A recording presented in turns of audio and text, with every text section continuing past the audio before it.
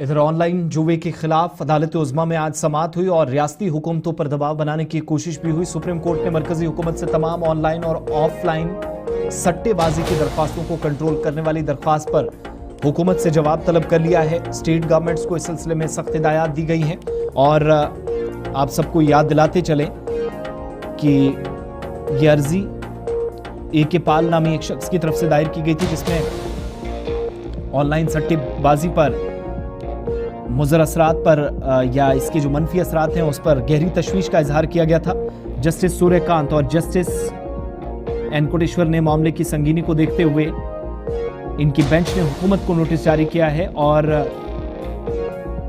अपनी दरख्वास्त में अर्जी गुजार ने यह दावा किया था कि कई बच्चे जो ऑनलाइन बैटिंग से या सट्टेबाजी और जुए में मुलव्वस होने की वजह से खुदकुशी कर चुके हैं। उनने ये भी इल्जाम लगाया था कि बहुत से ऑनलाइन असर रसूख रखने वाले अदाकार, क्रिकेटर्स इन एप्लीकेशंस को प्रमोट कर रहे हैं, जिससे बच्चे सट्टेबाजी की तरफ रागिब हो रहे हैं। ए.के. पाल खुद अदालत में पेश हुए और कहा कि वो उन लाखों वालिदैन की तरफ से आए हैं जिनके बच्चे गुज़श्ता चंद बरसों में जान से हाथ धो बैठे हैं। उनने खास तौर पर तेलंगाना का तज़किरा करते हुए कहा कि वहां 1023 से ज्यादा लोगों ने खुदकुशी की है, क्योंकि बॉलीवुड और टॉलीवुड के 25 अदाकार असर रसूख रखने वाले लोग या असरअंदाज मासूम लोगों की जिंदगियों से खेल रहे थे।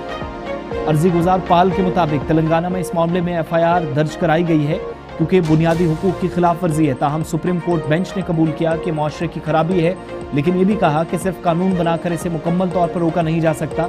जस्टिस सूर्यकांत ने वाज़ेह किया कि हम उसूली तौर पर आपके साथ हैं, इसे रोका जाना चाहिए, लेकिन शायद आप इस गलतफहमी में हैं कि इसे कानून बनाकर ही मुकम्मल तौर पर रोका जा सकता है। जिस तरह से उनके मुताबिक हम कत्ल को मुकम्मल तौर पर नहीं रोक सके, इसी तरीके से सट्टेबाजी और जुए को भी कानून के जरिए मुकम्मल तौर पर रोका नहीं जा सकता। पाल के इस नुक्ते पर कि साबिक क्रिकेटर भी इन ऐप्स को फरोग दे रहे हैं और नौजवान बड़ी तादाद में सट्टेबाजी की तरफ माइल हो रहे हैं, बेंच ने इत्तफाक किया कि एक संगीन मसला है और इसके जवाब में बेंच ने मरकजी हुकूमत से पूछा कि वो इस मामले पर क्या कदम उठा रही है। हुकूमत को नोटिस इस सिलसिले में जारी कर दिया गया है।